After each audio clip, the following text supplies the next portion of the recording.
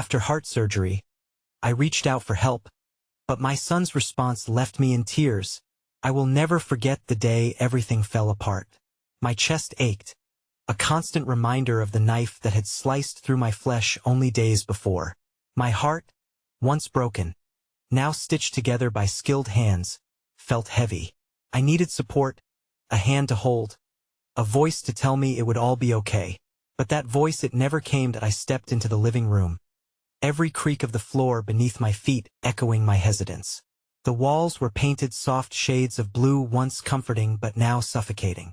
I could smell the remnants of my son's cologne lingering in the air. It was a ghost that reminded me of the laughter we shared. The boy who once clung to my leg, seeking comfort. Now he sat on the couch, eyes glued to his phone. I felt invisible. "David?" I called, my voice trembling. Each syllable felt like a weight pushing down on my chest, tightening my breath. No response. My heart raced. Panic clawed at my throat. I took a small step closer. "Can you please look at me?" Finally, he glanced up. His expression was hard like granite, cold and unyielding. I searched for warmth, for the love I knew was buried somewhere beneath the surface. "I need you," I whispered, tears brimming, threatening to spill. But instead of rushing to my side, he simply shrugged. "I'm busy," he muttered, eyes darting back to his screen. The weight of his words landed heavy on my soul, a punch to the gut. I felt the tears fall, hot and stinging, pooling at the edge of my chin. "Busy?" I echoed, disbelief mingling with despair. Was a game more important than my heart? "I just had surgery. I'm scared." My voice cracked like glass, fragile and breaking. I wished for him to reach out, to tell me everything would be all right. Instead, silence hung between us, thick and suffocating. I glanced around the room, searching for solace in familiar spaces. The colorful drawings he had once made hung on the refrigerator. Memories of sunshine and laughter gone. All I could hear was the sound of my heartbeat, drumming against the walls of my chest, fast and frantic. Each thump echoed a message. He didn't care. With trembling hands, I turned away. I felt like an intruder in my own home, drowning in a sea of disappointment. What had I done wrong? I thought of the times I had been there for him, but now the memories felt tainted. My heart twisted painfully. I reached for the door, needing escape. But even as I walked away, I heard his voice, heavy with indifference. "You'll be fine," he said, barely a whisper. I paused, torn between wanting to turn back and the aching reality that my son was slipping away.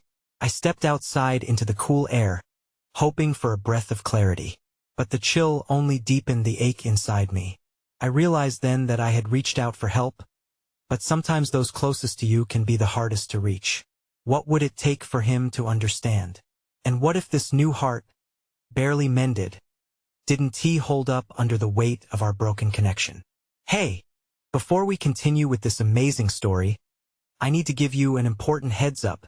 Many subscribers have reported that YouTube unsubscribed them without warning.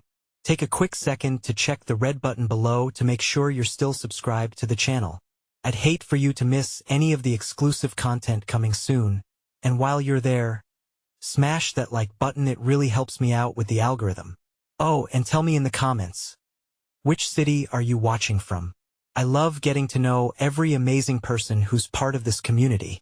Your participation makes all the difference. Let's connect. The darkness outside matched the turmoil within me, waves of uncertainty crashing against the walls of my heart. I wandered through the fallen leaves, their crispness startling against my footfalls. Each one held a fleeting memory of my son, his laughter, his stubbornness, his joy. Now, the vibrant colors were dulled by grief. Each crunch beneath my shoes a reminder of what I had lost as night descended. Thoughts of my son weighed heavier than ever. I felt like a ghost in my own life, hovering around the remnants of our once close bond. I found myself at the old swing set in the park, rusted and forgotten, a symbol of simpler times. I pushed the swing softly, the metal chains squeaking, and watched as the moonlight painted shadows across the ground. The evening air was thick with solitude, but unexpectedly, I felt a warmth beside me. An elderly woman had taken a seat on the swings next to mine. She wore a smile that reached her eyes, crinkling the corners like the pages of a well-loved book. "Aren't they beautiful?" she asked, gesturing toward the stars beginning to twinkle above us. "What is?" I replied, a hint of defensiveness creeping into my voice, as if she might shatter my fragile resolve. "The stars. They shine the brightest in the darkest of nights," she said. "Kind of like hope." Hope. The mere mention of the word stirred something deep within me, an ember of possibility. I flinched, searching her face for validation, yet all I saw was kindness. I sighed, feeling weary and fragile, torn between wanting to share my sorrow and afraid of burdening a stranger. "Are you okay, dear?" Her voice was gentle, like a soft blanket. I hesitated, battling with the urge to spill my heart. I'm struggling," I confessed, the words tumbling out before I could catch them. "My son, I just had heart surgery, and it feels like I'm losing him. I reached out for help, and I'm left here alone." She nodded knowingly, her eyes glistening under the moonlight, as if she had walked similar paths herself. "Family can be the hardest, can't they? Sometimes, I don't even recognize him anymore," I admitted, the ache in my chest growing sharper. "He seems so distant. I don't know how to reach him. Connections ebb and flow like the tides," she said softly, her voice full of wisdom. "But every tide returns, given time. Don't lose faith." I wanted to believe her. I wanted to grasp that thread of hope, but fear tangled around my heart, threatening to strangle my resolve. What if it's too late? The question escaped before I could hold it back, trembling with uncertainty. The woman's gaze held mine, steady and compassionate. "The heart is resilient, my dear. Just as it can break, it can heal. It may take the smallest of gestures to bridge the distance." She paused, her smile unwavering. "And sometimes they may just surprise you." As she spoke, I felt a flicker ignite deep inside me. What if I could approach David with a new frame of mind? Instead of asking for support, perhaps I could show him how much I cared. Maybe I could rediscover the relationship we once had. With her encouraging words still dancing around me, I reluctantly bid farewell to the kind stranger. "Thank you," I whispered, grounding myself once more in the warmth her kindness provided. Upon returning home, I hesitated at the doorway, listening for signs of life within the walls. The light from David's room flickered like a beacon in the night, yet something felt off. The hushed silence echoed louder than before. With far more resolve than I had felt earlier, I knocked gently on his door. "Can we talk?" The pause that followed felt endless. My heart raced in anticipation, bracing for rejection once more. But then a soft, "sure," floated through the crack beneath the door as I stepped inside. I found him sitting on the edge of his bed, glancing up with surprise etched across his face. For a moment, I forgot the pain that divided us and saw only my son, the boy I had watched grow, filled with dreams and passion. "Life has taken a weird turn, hasn't it?" I began, my voice steady despite the tumult within. "I want to understand where you're at and maybe share where I am too." But just as I opened my heart, the phone buzzed on his bed. Distracting him, whatever message had come through stole the moment in an instant. His expression shifted, and in that heartbeat, I felt the chasm of distance widen again. Despair washed back over me as I looked at the screen, my stomach sinking. It bore a name that sent a jolt through my core, a name I had not heard in years, the one that had caused our initial rifts. What if the presence of this person meant David's heart was entwined elsewhere? I stood frozen, fear clawing at my insides. "Who is it?" I breathed, my heart pounding anew. The moment hung heavy, thick with uncertainty. Would David choose to share, or would he retreat behind walls I had only begun to breach? And in that moment, surrounded by the remnants of our fractured connection, it felt like the answer could shatter everything before it even had a chance to heal. The night felt filled with a stifling tension, the silence broken only by my labored breathing and the rhythmic click of David's phone screen as he locked it and set it aside. Time stretched unbearably, and I could see the storm brewing in his eyes, an effort to mask something profound. something that poured anguish and joy into a cauldron of emotions I couldn't fully decipher. "Just a friend," he finally said, his tone detached, as if the names that stirred his heart were mere echoes of wind. My instincts screamed otherwise, the name flashing like a warning sign in my mind, collapsing all my hope into a tight ball of anxiety. "Just a friend?" I echoed, attempting to sound casual, to bridge the distance without pushing him away again. "Is it someone I know? Someone from before?" His gaze darted away, avoiding my probing eyes as he fidgeted with the hem of his shirt. "Is complicated. Complicated." The word held weight, a hint of something deeper than I could grasp. My chest tightened, and my breath hitched, not wanting to look too eager or desperate, even while my heart pounded insistently. "Complicated how? Is it someone you trust? Or do you want me to worry?" I pressed gently, gripping the edge of the bed to steady myself. In that moment, I was both the mother seeking reassurance and the woman confronting fears she wished she could deny. "It's just someone I used to care about," he mumbled, his voice barely above a whisper, and yet it felt like thunder. "Someone I thought I could turn to when you weren't there." The words pierced through me, sharp and cruel, and for a fleeting moment, I felt cast adrift. "David," my voice wavered, struggling to maintain its steadiness. "What do you mean when I wasn't there? I've always been here for you." But deep down I understood what he was saying.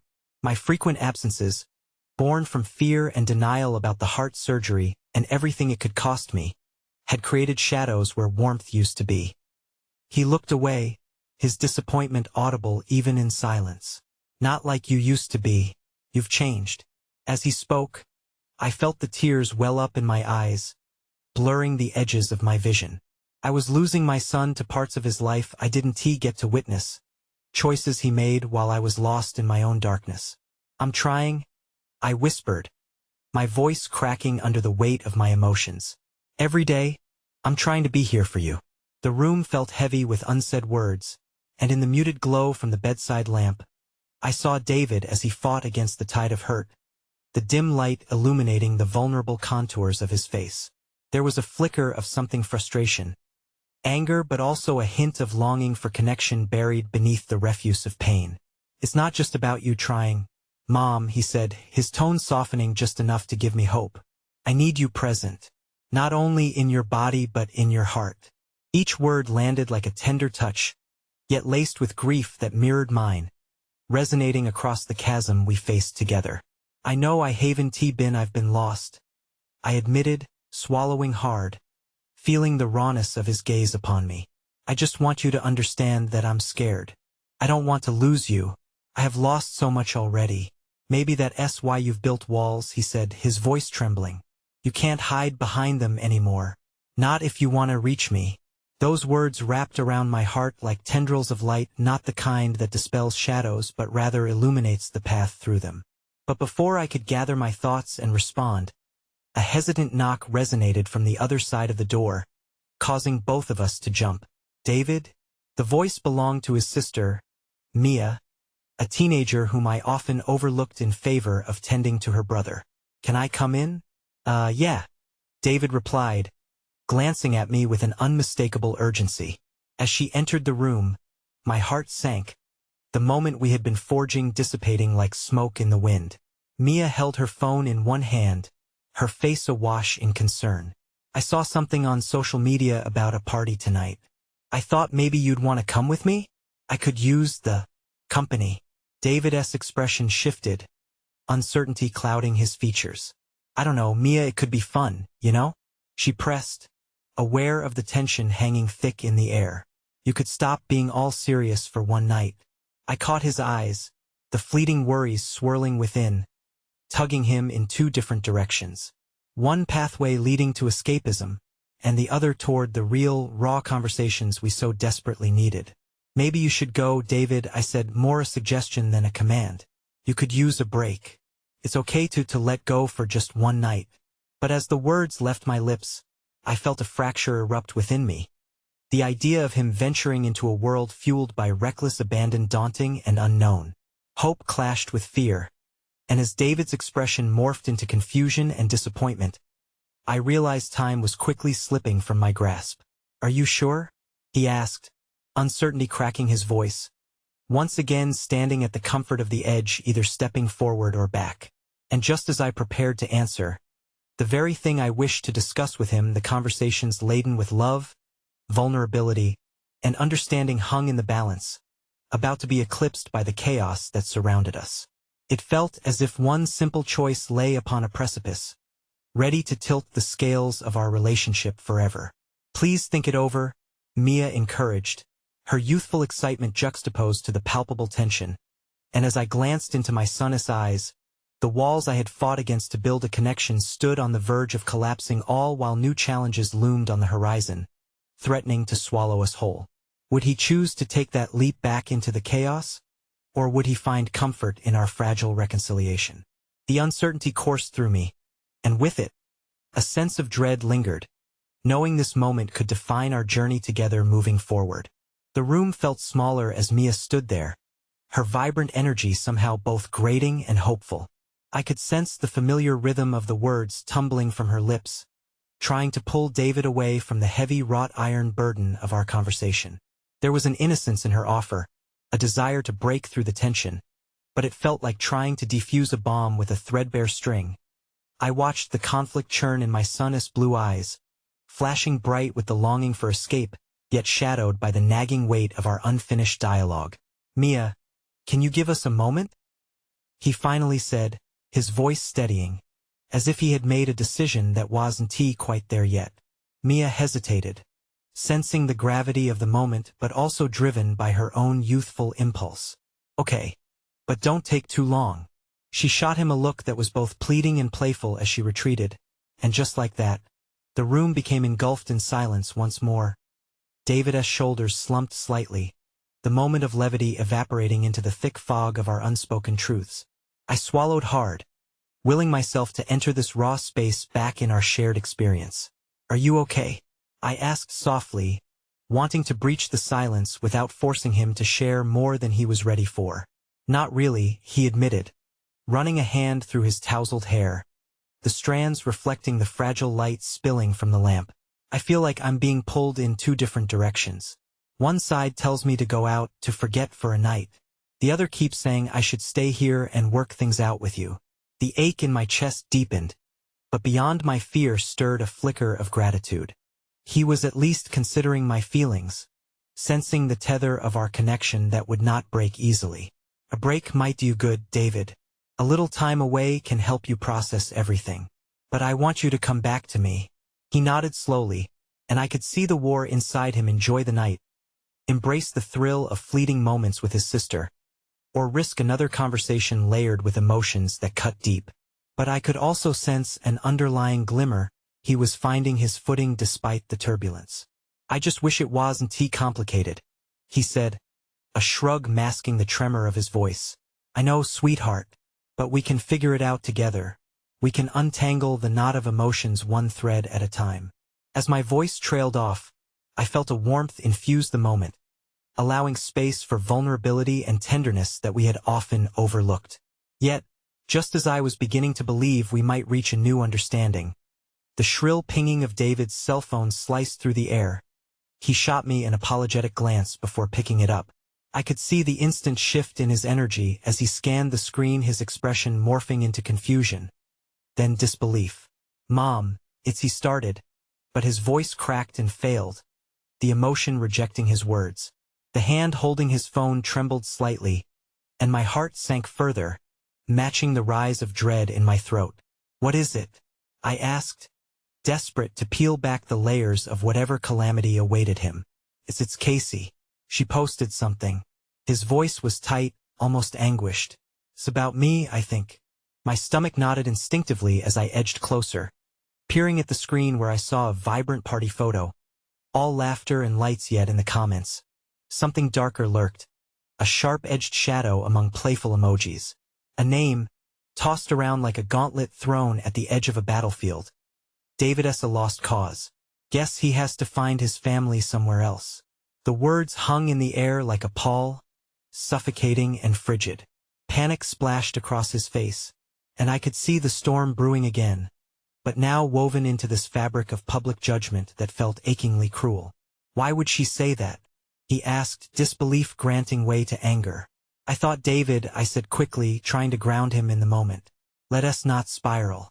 This can't define you. You're not a lost cause. This is just noise. But as my mouth formed the words, I realized that without a solid bridge, the words rang hollow. I felt helpless.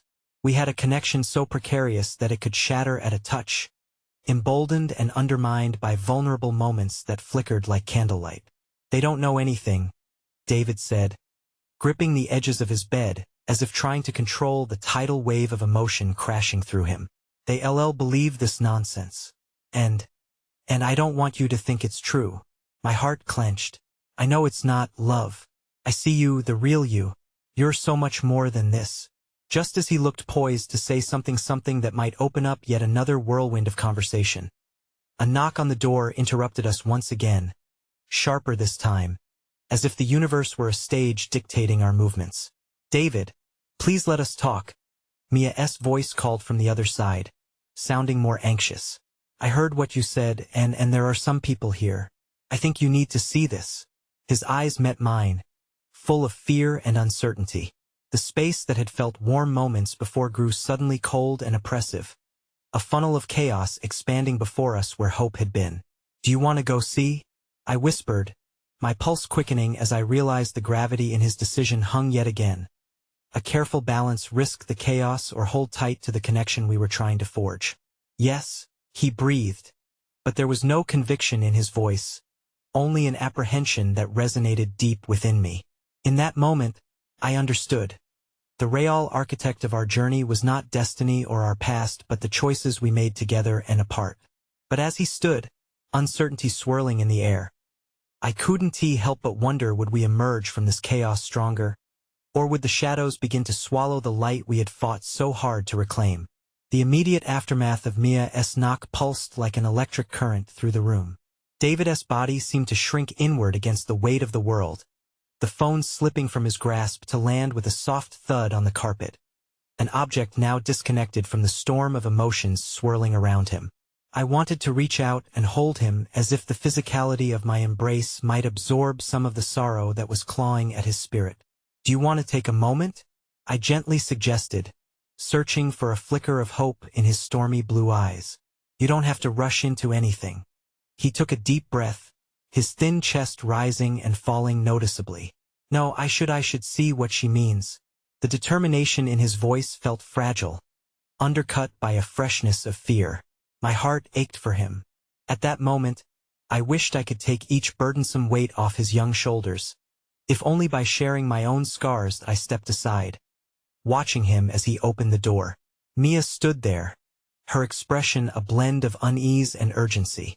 They're waiting downstairs, she said quietly, although the gravity of her tone reflected the seriousness of the moment. You should hurry. They were talking about you badly. The words hung heavily in the air, as palpable as fog. A conglomerate of confusion, fear, and anger churned on David's face at her words. He clenched his fists, and for an agonizing second, I feared he might simply turn back and retreat into that cocoon of silence and anger. But then he took another deep breath, this time fortifying instead of wavering, and stepped past her into the hallway. The echoes of their footsteps faded, leaving me alone in the stillness of the room, an island of uncertainty amidst the storm. I closed my eyes for a moment, knowing I could only offer silence, thought, and love in that fleeting space. The shadows pressed in closer, whispering doubts into my heart. What if this was the moment when all hope collapsed under the weight of the cruel opinions being thrown like daggers by their peers? Would he stand strong, or risk being pulled down by their unwarranted judgments? I stood there for what felt like hours, collecting myself, allowing my mind to mull over the myriad of possibilities, each more frightening than the last, until finally, I stepped into the hallway to find them. The noise of voices grew louder as I descended the stairs, a cacophony of commentary punctuated by bursts of laughter that felt hollow against the emotional undercurrent. Upon reaching the last step, I could see a group of teenagers huddled around David. The tension in the air was palpable, an unspoken challenge hanging heavily as he faced Mia and her friends. They all wore expressions teetering between concern and mockery. David stood slightly hunched, his self-defense mechanisms clearly on display, much like a wounded animal that instinctively hides from danger. "Everyone," Mia's voice rang out. Her attempt to command attention between snickers and whispers earned her a few shy glances from her friends. "Can we just give him a chance to explain?" The laughter subsided, replaced by stifled curiosity. But David didn't take the bait. Instead, he looked past Mia, meeting my gaze from across the room, a tether anchoring him to me, his silent plea for strength reflecting back. "You're not a lost cause," I finally managed to say, lifting my voice above the low hum of uncertainty. "Not now, not ever. People can be cruel, but what they say doesn't define you, it never will." I had meant to reinforce his spirit, but I felt my own heart fluttering nervously as I uttered those words, fear lingering in the corners of my heart. A tense silence fell over the room, followed by an unexpected voice from the crowd, one I hadn't anticipated. "But what if it's true?" one girl said softly, her eyes filled with a whirlpool of sympathy mixed with something I couldn't quite grasp. "You're in a different place now, David. What if your own family doesn't want you?" David's face tightened, and I could see the threat of tears shimmering on his lashes. "My family does want me," he shouted, the rawness in his voice echoing against the walls. "You don't know anything about me." A pulse of emotion radiated through the room. It was not an outright rejection of the hurtful words, rather the dawning realization that the roots of doubt were beginning to dig deeper, attempting to strangle that precious flicker of hope we had been nurturing.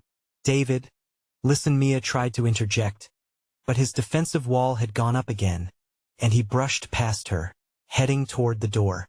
"Mia, I can't do this now. I need to get out of here," he said sharply, and I felt the fracture deepen, the fissure threatening to swallow everything we had just begun to weave together. With a sudden surge of love, void of hesitance, I rushed forward, grabbing his arm before he could escape. "You don't have to face this alone. I'm here, David. Please let us not run away from this." He stopped, the fire in his eyes fading to uncertainty. But what if they're right? In that moment, I could see the kaleidoscope of fear and sadness blurring his vision. What if he learned, as I had, that the journey was about weaving through darkness, not trying to flee from it? And then came the voice of an unexpected ally, a soft sound amidst the tumult. "David," Mia said, stepping closer, her earnestness wrapping around us like a cocoon. "You are not a lost cause. You're my brother, and I won't let anyone say anything different. We'll face this together." Her timid but resolute declaration rippled through the space, softening some of the harsh edges that had been cutting through our connection. I felt David's hold on my arm loosen, if only slightly, an acknowledgement of the bond that had carried him through the years, newly redefined. Yet before we could firmly regain our ground, a distant noise broke through, a vibration in the air that struck me as the world around us paused. The doorbell rang, a harsh interruption to our fragile moment. My heart sank again, anticipation coiling tightly in my gut. As David's eyes flicked towards the door, I asked myself, who could possibly be waiting out there, and could they further fracture an already splintering moment?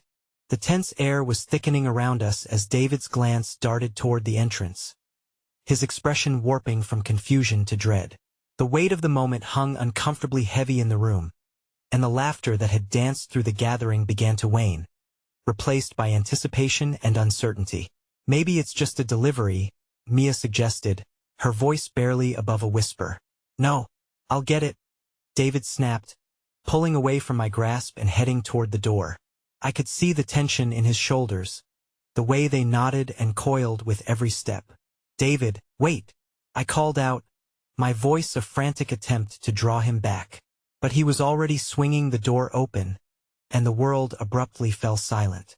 The door creaked as it revealed a man I barely recognized, standing in the light of dusk as the sun sank low on the horizon, casting long shadows across the floorboards. His suit was crisp, his tie knotted meticulously. It was the kind of appearance that screamed authority. "Mr. Carter?" The man's voice was even, polished, and almost rehearsed, the kind of tone used when delivering news someone is not ready for. David flinched at the formality, his body stiffening as if he were in the presence of an impending storm. "Who are you? What do you want?"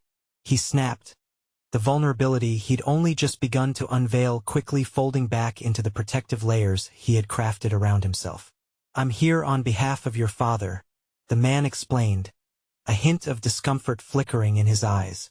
"There are some matters that need addressing. It's about your mother's condition." "No," David's voice cracked, turning back to us, searching for anything to ground him against the tidal wave of emotions. "I don't want to hear about her. I don't care. I don't want to go back." My heart sank. I had hoped he could remain detached, even if just for a little longer. Facing that reality now, his delicate thread of hope was being threatened once again. "David," I urged gently, stepping closer, ready to shield him from this unwelcome reminder of the life he had been dragged away from. "You don't have to listen to him." But the man pressed forward, his presence unyielding. "I understand this is difficult. Your father thought it would be best for you to return. He wishes to have a no." David screamed, a raw, primal sound that echoed off the walls, ricocheting through the room. "I'm not going. I'm not going back to that house, not to those people." Just then, Mia moved forward, placing her hand on David's arm. "We can talk about this, David. It doesn't all have to change. You don't have to go back." Maybe he's lying. The sun dipped even lower, the shadows creeping closer like the fears that were now re-emerging. David pivoted to lean against the wall, his breathing escalating as he struggled to contain a torrent of emotions. "I don't want to be a burden to anyone," he whispered, though the words felt like a sword thrust through the air. The man seemed unfazed by the outburst, looking down at a flimsy envelope he held. "Your father is concerned about your well-being. He has reasons I don't care," David shouted again, closing his eyes tightly as if sealing himself off from the world around him, the tremors in his body betraying the facade of defiance. "Just leave. You know nothing about me. Nothing about how I feel." The atmosphere crackled with intensity, the churning whirlpool of anguish, fear, and anger making it hard for anyone to breathe, myself included. I felt a pull of sympathy for David when I saw the tears starting to escape despite his struggle to suppress them. Yet, amidst that chaos, a flicker of kindness stepped forth. "David," Mia said softly, concern woven into every syllable. "Tell him what you need. You're strong and he can't take that away from you." In that moment, the door closed on all my misgivings. We stood on the precipice of a new path, and David's eyes lit up with a newfound determination, ignited by the bond he'd forged with Mia. His voice trembled uncertainly, but it held a tender current. "I want to be free. I don't want to go back to what I ran from," he whispered, looking straight into the man's eyes. The man didn't respond immediately, but I could see a flicker of what might be a change in his demeanor, an opening of sorts. Perhaps he saw the fierce determination set within David's spirit. But just as the tension eased, a shrill sound tore through the moment David's phone buzzed violently on the table nearby. I glanced at it, tension spiraling back in an instant as David's expression shifted once more. The notification revealed a new text from an unknown number, but the words were all too clear, echoing like a harsh siren. "You are still ours, there's no escaping." David's breath caught in his throat as he blinked in shock, staring at his phone as if it contained the very essence of his fate. "I can't," he stammered out, gripping the edge of the table, the sudden wave of despair crashing over him once more. And in that moment, I realized the darkness had not lifted. Instead, it had shifted, lurking just beyond the edges of our fragile space, ready to pounce as our new reality began to take form. The atmosphere in the room shifted again, battling between hope and despair as David's gaze remained locked on his phone. The ominous words haunted us all, filling the air with a suffocating weight. I could see the color draining from his face, the pallor of resignation mingling with the pulse of panic that had taken over him. "David, let me see," I started, aching to reach out, to pull him back from the precipice threatening to swallow him whole. But he recoiled, shoving the phone away as if it were a venomous snake. "No, You can't help me," he cried out defiantly, his voice a mixture of anger and heartbreak. "Why can't you just understand? There's nothing anyone can do." Mia interjected, stepping between us, her brow furrowed with concern. "David, it's okay to ask for help. We're here no," he yelled, cutting her off, his voice sharp and jagged. "You don't understand. They won't let me go. They will come for me, I can't let them find me." The cracks in his armor were widening, and I felt the urgency to mend them before they shattered completely. "David, please," I implored, my voice softening. "We're not them. We won't let anyone hurt you. But you have to talk to us. Tell us what's going on." As I watched the pain ripple across his features, I realized that I was grappling with something far greater than David's turmoil. He was wrestling with the remnants of a life that had never allowed him peace. I could see the ghosts of his past wrestle within him, fighting to escape the bindings of memory and expectation. Suddenly, the stranger by the door cleared his throat, as if trying to interject into our raw vulnerability. "Mr. Carter, I can speak on your behalf to your father. If you need time, I can arrange that. It doesn't have to be immediate." David's reaction was swift and fueled by betrayal. "What do you know about my father? You're just delivering bad news. You don't get to make choices for me." Before I could respond, Mia gently placed a hand on David's shoulder, grounding him slightly. "David," if he's willing to help, but I could see through her facade. Her eyes shimmered with doubt. Could this man even be trusted? David shook his head vehemently. "No, I don't have time for this. You think I'm just going to sit here and let my life be dictated by him or a text message?" His voice cracked again, a shattering sound that echoed through the air. "I can't." With a deep breath, I instinctively stepped forward, the weight of impending loss pushing me to take action. "David, listen to me. You are not alone in this. Whatever is chasing you, whatever makes you feel trapped, you can fight it with us at your side. But we need to understand what we're facing." The temperature in the room danced with tension, the mingling of pain and uncertainty. David's eyes darted around the room, searching, grasping for an anchor as the tide of fear threatened to pull him under. Finally, a fragile admission broke through his walls. They own me." His voice was quiet, raw, layered with fear. "If I go back, if they find me, they'll drag me into it again. I can't bear to go through that. I can't. It's not just my father. It goes beyond him." Mia's grip on his shoulder tightened, a silent vow of support, a thread of solidarity. "Then tell us what it is. Let us help you find a way. You can break free." I felt a flicker of hope igniting deep within my chest, but it was immediately doused by the weight of reality. "But what if they have something against us too?" I whispered, my own fears clawing to the surface. "What if trying to help you puts everyone at risk? What do we do then?" With a sudden resolve, David swept his phone into his hands again, the glow illuminating his determined features. "Then we fight back. We have to face this head-on." The tremble in his voice had transformed into a burgeoning strength, a flicker of courage piercing through the despair. As I exchanged glances with Mia, I realized that we were all teetering on the edge of uncertainty. Yet David had just ignited a spark in all of us. He was ready to confront his demons, but as our moment of sullen determination expanded, the doorbell rang again, urgent and demanding, shattering the fragile peace we had built. "Stay here," David hissed, his eyes wide with apprehension as he dashed toward the source of the sound. "What if it's them?" I shouted after him, panic lacing my voice, but it was too late.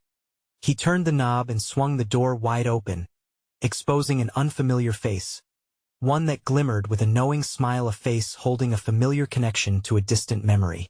"David," the stranger said softly, standing in the waning light with an air of both liberation and dread. "I'm here to take you home." As his words hung suspended, I felt the ground shift beneath me. Home, what did that even mean anymore? Would this new arrival be a harbinger of hope or an usher of ruin? David's expression, caught between confusion and recognition, slowly transformed into something more disturbing, more fearful. The cliff had just grown steeper, and we were all on the verge of tumbling over it. The stranger stood at the threshold, his presence looming larger than his frame suggested. David's eyes burned into his, a blend of apprehension and a flickering glimmer of something I couldn't pinpoint. The tension in the room thickened as Mia and I rushed to David's side, as though our collective energy could shield him from whatever threat this man represented. "Who are you?" David's voice was a brittle whisper, his earlier bravado seeming to falter. "I'm Jacob," the man replied, his tone soothing yet laced with urgency. "I know this is overwhelming, but I'm here to help you, really help you. It's time to come back." A flicker of recognition crossed David's face. It was brief, but I didn't miss it, a moment of connection overshadowed by the weight of uncertainty. "Help? You mean take me back into that world?" He shook his head, disbelief woven tightly into his frustration. "You think I want to go back? Do you even know what they did to me? Know what they took?" "Things are different now," Jacob insisted gently, stepping forward as if to bridge the chasm David had widened. "Your father is worried about you, and I've seen the shadows of that past. Yes, the darkness, it's not going to let you go easy. But you have a choice. You can fight or you can hide. It's time to choose." "Fight?" David's voice cracked again, the veneer of strength dissolving. "What am I fighting against? I'm tired of running. I'm tired of looking over my shoulder." His hands trembled at his sides, the enormity of his anguish radiating through the air. Mia squeezed his shoulder, her own face a mask of resolve mingled with concern. "David, listen to him. If there's a chance for you to confront your past, we'll back you no matter what." Her declaration carved a fragile tapestry of hope among the chaos, the fibers so thin that one jarring note could split them apart. I stepped slightly closer to David, the desperate urge to comfort outweighing my own fears. "Could be the closure you need. But it has to be your decision, David. No one can force you. We're right here with you." For a heartbeat, I thought that glimmer of courage might spark a decision within him. But then his eyes shifted, betraying a whirlwind of emotions, surfacing doubts oscillating wildly. What if I can't face them? What if they drag me back and this time I don't make it out? The flicker of a past unspooled before me, a moment I witnessed him experience once. The torment behind his eyes so fresh it felt as if it were happening again. He had fought a battle that had forged him but had also nearly shattered the essence of who he was. Jacob's expression softened, the urgency laced with genuine empathy. "You fought before, David. You survived because you are stronger than you think. And this time you won't be alone. Alone or surrounded by the very people who hurt me." David's words cut through the air, dripping with despair. A silence stretched, heavy and pregnant with possibilities and apprehension, before Jacob continued.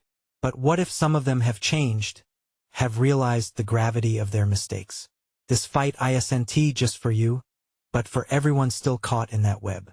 I saw the storm gathering in David's chest, his emotions bubbling fiercely, threatening to erupt. "You don't know them," he snapped, his eyes flashing with fear. "You don't know what they're capable of. My father, he doesn't care about me. He only wants control to pull me back into the darkness.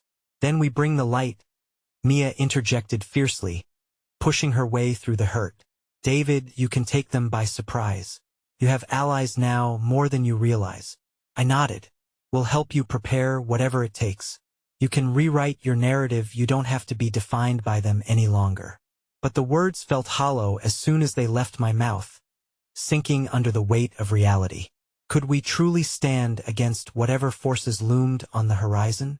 David inhaled deeply, the churning sea of his emotions momentarily settling into a stillness, before the waves crashed once more.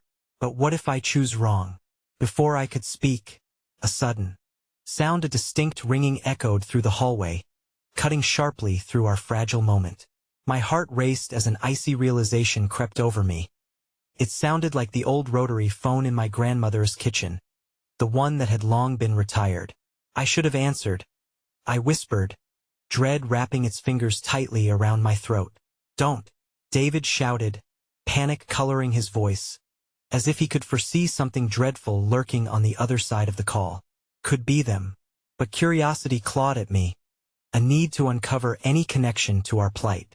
I stepped toward the phone, driven by an unknown sense of urgency. My fingers whispered over the receiver, hesitating just a moment before I picked it up. "Hello?" I breathed, the word a question that hung in the air, suspended between fear and desperation. "Is this Clara? You need to listen. They're coming for you all. You don't have much time." My heart plummeted. The voice was familiar yet foreign, warning me of impending doom. I shot a frantic look at David and Jacob, who readjusted their stances, prepared for the storm that was about to hit. The cliff we were hanging on had crumbled beneath our feet, and the plunge into uncertainty had only just begun. The air around us thickened as dread pooled in the pit of my stomach. The voice on the other end was filled with urgency, a sharp contrast to the mundane hum of life outside. "They're coming for you all. You don't have much time." A chill cascaded down my spine. Who was warning us? What did they know? My fingers gripped the receiver tightly, the fragile connection between my heart and mind fraying. I glanced at David, whose eyes had gone wide, brimming with fear, as though the walls of his past were clawing their way back to reclaim him. "Who is this?" I demanded, my voice barely above a whisper. "What do you mean they're coming?" "I can't say too much," the voice replied, now tinged with desperation. "Just know that choices have consequences. Protect David. Get out now." The voice went silent as swiftly as it had arrived, leaving behind a void filled with questions. I hung up, the receiver slipping from my trembling fingers and hitting the cradle with a hollow thud. "What was that?" Jacob's voice cut through the haze, urgency pulsing through every syllable. "They know." I managed to breathe out. "They know about David. They're coming for him." Panic flickered through the room, an electric charge igniting every corner. David started to pace, his anxiety spilling over as the weight of his past pressed down with renewed intensity. "I can't go back, I want tea," he shouted, fists clenched, shadows drenching his face. Mia stepped forward, placing a steadying hand on his arm, her eyes soft yet resolute. "We will protect you, David. Whatever that call meant, we're in this together. We have to figure out what it means before it's too late." But David shook his head, stepping away from her touch, almost as if he feared the connection she offered. "Don't you see? Whatever's coming, it won't just affect me. It'll tear us apart. You have no idea what my father is capable of." His voice quivered, the tumult of emotions battling with the love he felt for those around him. That love was evident, glaringly so, in the way his gaze darted between us, desperately searching for reassurance that we would not fall prey to the monster he had fought for so long. "If I'm the target, then you all are too. I can't let him hurt you." "We're not afraid of him," Jacob asserted, his gaze unwavering. "And if he thinks that he can bully you back, he is gravely mistaken. You're not alone anymore, David. No one fights alone." But I felt the heartache pooling in my chest, a sense of stark vulnerability crashing around us like waves in a storm. Nothing was straightforward. We were caught in a web of complexities, familial ties, and shadows of the past that teased us with their insidious whispers. Seized with a sudden impulse, I reached for David, desperation guiding my hand as I took hold of his. "This isn't just your battle. It's ours too. Each one of us has fought monsters in different forms. Let us fight this one together. We'll figure it out step by step." David's eyes softened slightly, a brief flicker of hope sparked amidst his turmoil. But that light was quickly extinguished by the looming shadow that hung thick in the air. "If we have to confront them, we need to prepare. They won't give us a second chance." The thought of facing the gray figures of his past sent shudders coursing through me, but in that moment, another unmistakable resolve ignited. "Then we arm ourselves with everything we know," I said, a steadiness creeping into my voice. "We'll gather whatever we can, information, allies, anything to shield you from the storm." Mia nodded, her fierce spirit igniting a much-needed spark of courage. "We'll find answers and anticipate their moves. If we're taking the fight to them, we can't go in blind." But Jacob caught my gaze, the shadow of reality lingering beneath his calm demeanor. "Just remember, hope can illuminate the path, but it often brings uncertainty as well. This won't be an easy journey. As he spoke those words, the air shifted again. A palpable shift that sent a jolt through my heart, uncertainty turning to eerie clarity. If we were to confront David's past, burdens would be unearthed. Each of us carried scars, emotional reminders shaped by loss, survival, and courage.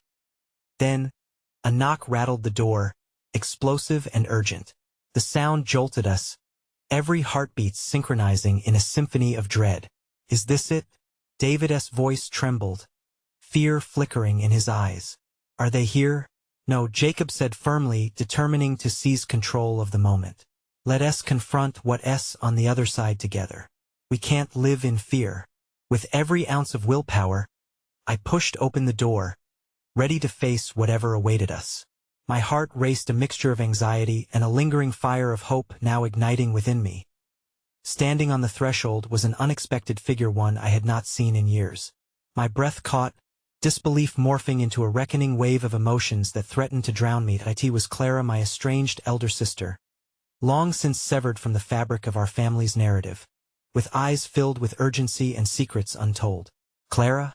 I whispered, the name weaving through the air like a song so familiar, yet foreign. What are you doing here? But instead of an answer, dread washed over me anew as I saw her fingers tremble, tears brimming in the corners of her eyes. I've come to warn you. It's worse than you think, and there is something I need to tell you about your father in an instant.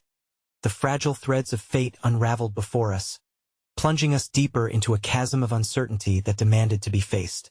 The storm was coming, and with it, a reckoning we were not prepared for, each revelation unraveling more of who we were destined to become. Clara, please, you need to explain, I pleaded, stepping into the doorway, blocking her from the shadows that threatened to swallow us whole. The remnants of our past hovered heavily between us, memories I had long buried resurfacing like specters dancing in the dim light.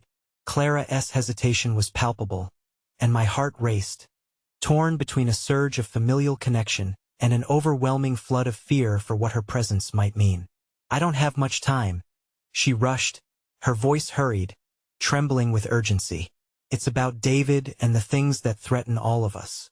In that moment, with the air charged with electricity, I felt David stepping forward tentatively, drawn by the gravity of her words. What do you know? What do you mean? His voice was taut, a fragile thread suspending him between distant hope and spiraling fears. Clara swallowed hard, her gaze darting from mine to David's, as if weighing the very essence of her revelation against the crushing weight of its implications. It's about your father. He's involved in something dangerous, something that reaches far beyond what you thought. He's not just a man with a temper. He's entangled with people who have power, real power. The reality hung in the air, a mist that choked the breath from my lungs. David's face paled further, confusion swirling in his cerulean depths. What are you talking about? He asked vehemently, shaking his head, as if to ward off the very thought. What could possibly be worse than what he has done? His reach extends into dark places, the kind of darkness that corrupts everything it touches. Clara's voice caught, her own emotions bubbling to the surface. I only made my escape because I was naive enough to think that leaving would protect me from it. I thought I was free, she whispered bitterly, and I could feel the resonance in my bones, the echo of our shared history twisting into something grim. I watched as Clara's fortitude wavered beneath the weight of her admission. But it didn't end there. They don't let go easily. They know about you, David. They know about us. The words fell like lead weights, nearly deafening in the emotional cacophony filling the space. In that moment, the chasm between my sister and me expanded. Yet it was still tethered by frayed threads of love and understanding, a bond strained but not broken. David's brow furrowed, frustration cracking through his uncertainty.